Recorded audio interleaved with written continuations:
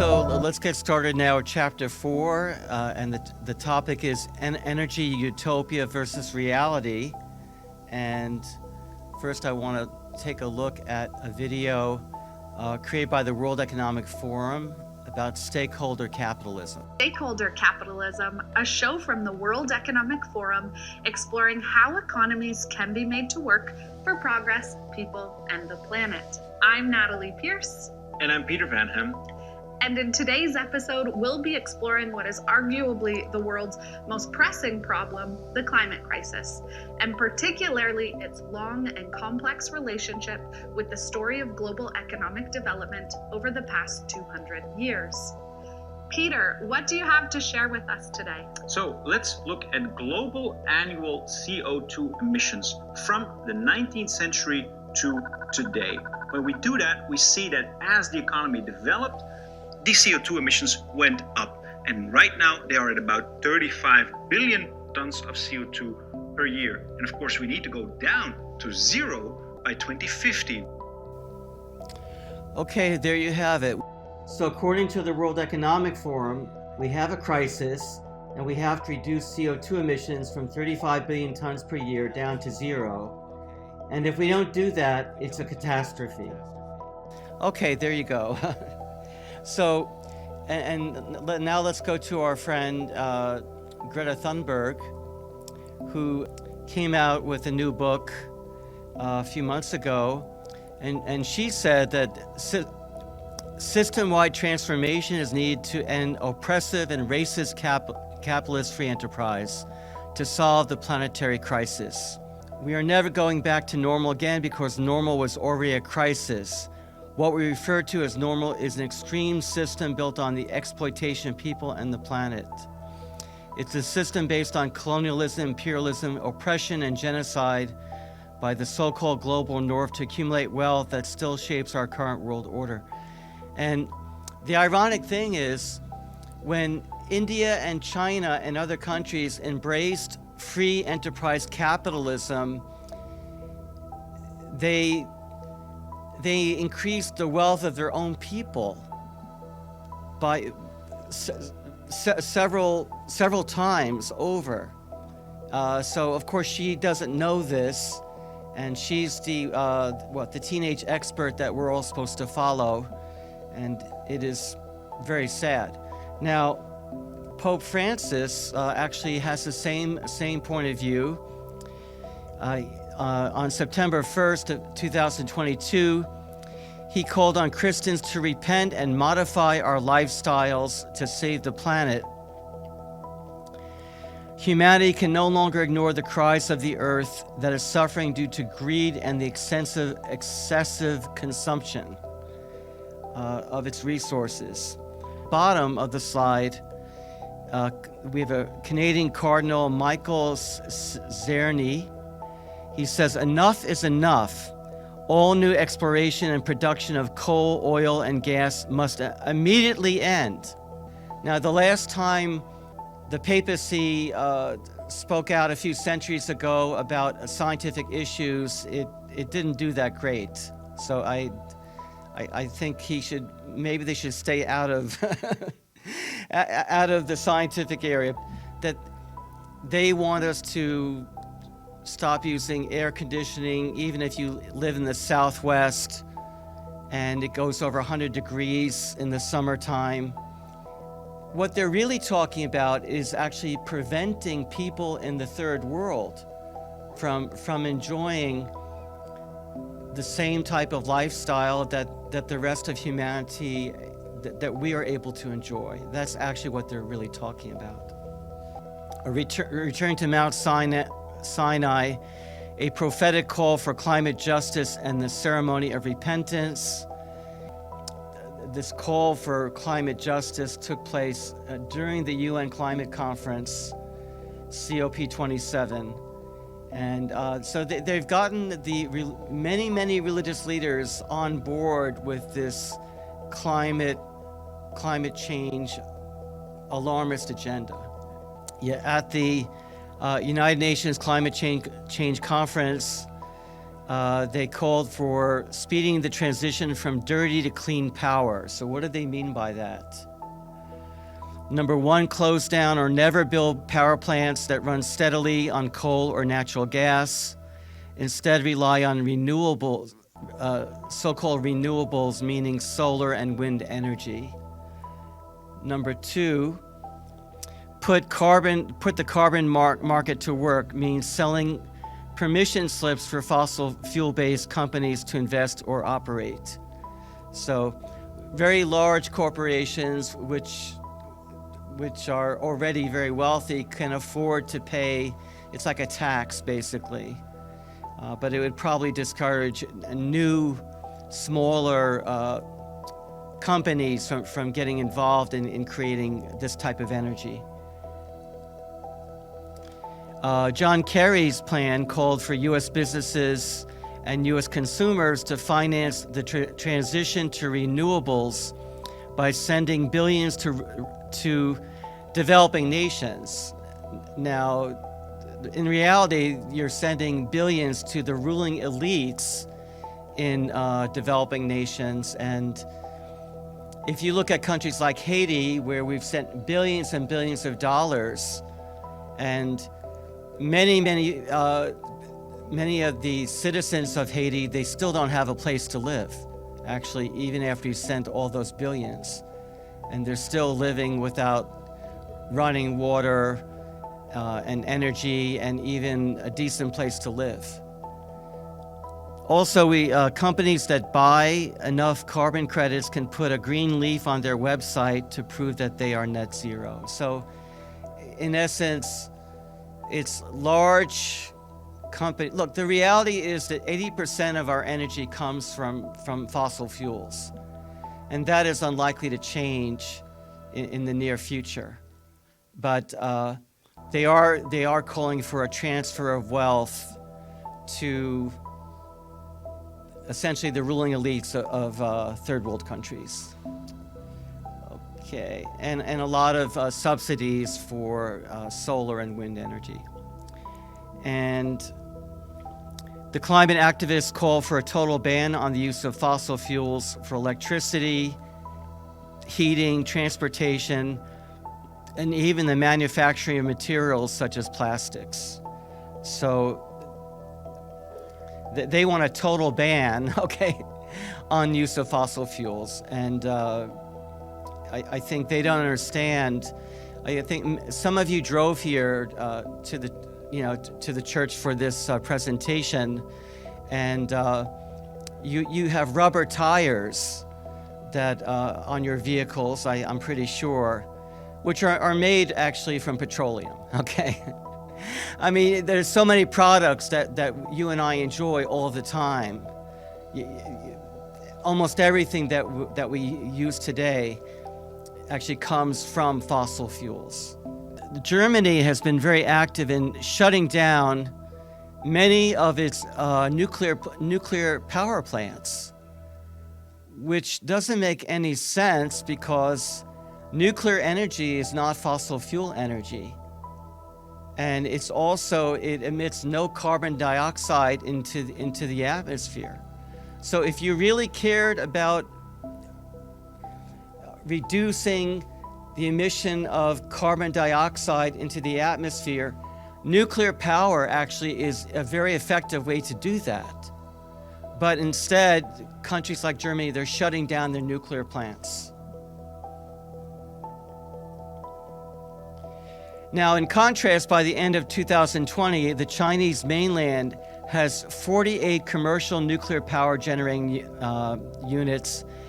And in 2021, China was building 17 new nuclear power plants. And actually, I don't blame them. You know, they have a large country and they want to provide energy. Actually, if you go to Beijing, it is, the air is quite dirty and full of smog, actually. So, because a lot of their power does come from, coal power plants. So if they are building nuclear power plants, that actually probably would help them to clean up the pollution in the large urban areas. Ironically, Germany has begun to dismantle some of its wind farms, in one case to expand the coal mine. Okay. Basically the Green Party in Germany, they have this fixation on one thing, which is CO2 emissions have to be cut, reduced, ideally to zero, but they really don't plan ahead very well, and we'll see it's not just the Germans who have this problem. So the removal of one of the wind farms, 8 wind turbines, occurred last week. That was back in October, and the rest are getting removed by the end of 2023. So, they're building wind farms, and then they realize the wind farms do not make nearly enough energy to supply their needs.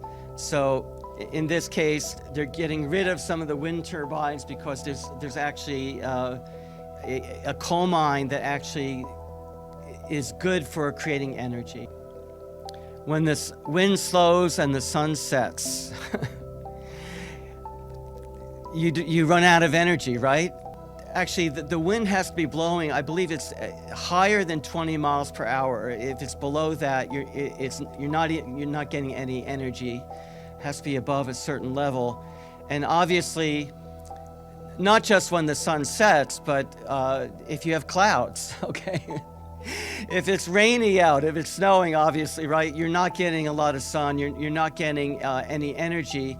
Now, of course, if you're using that energy to power homes and industries, you need a backup, natural gas plants or coal plants, that they have to be running continuously as backup.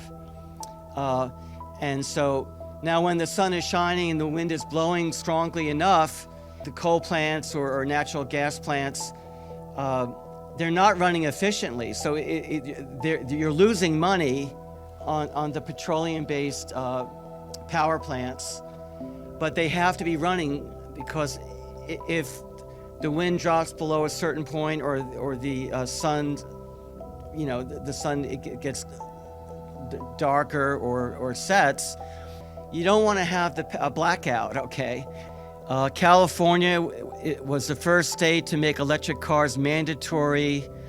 I believe it was 2035. They will sell no gas-powered vehicles in the state of California. And then the day after they made this announcement, they told the electric vehicle owners to not charge their vehicles because they didn't have enough electric power. So this is a presentation from Dr. Michael Kelly. He's a professor of technology at the University of Cambridge. And if you look at the chart on the left, it's showing the power to weight ratios for various generation technologies. So if you look on the right side of that graph, for a solar panel, you get 2.5 watts per kilogram generated by the solar panel. And then for a wind turbine, it's 3.6 watts per kilogram. So very, very little amount of energy being generated. And then if you look over to a little bit to the left, you see the nuclear reactor creates 1,000 watts per kilogram of power. So you're talking about basically like 400 times more energy produced per kilogram. And then on the far left, you have the gas turbine, which is, I believe it was 1,920 watts per kilogram.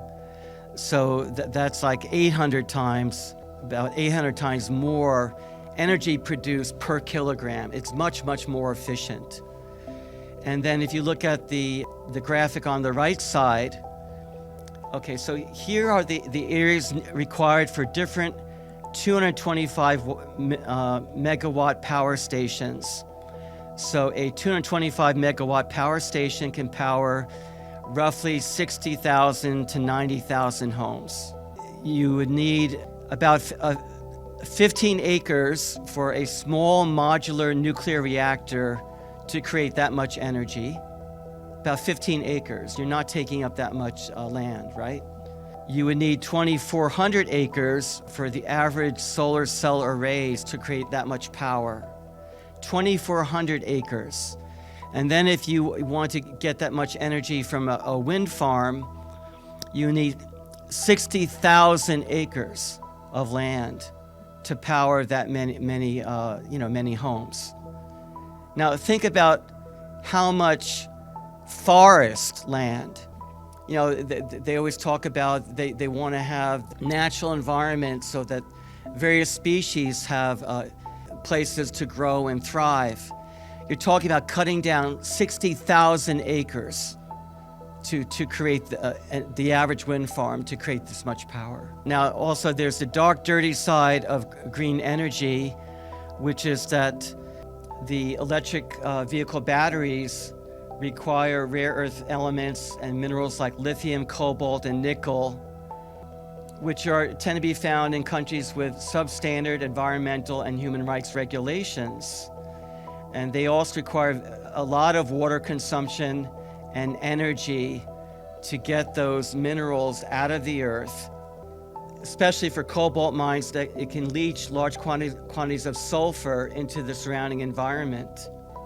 Also, there are minerals like cobalt, also when you're mining that, it can release toxic particulate matter into the air, which is not good for people's breathing. There have been various news reports about child labor being used to mine cobalt in the Congo, Democratic Republic of Congo.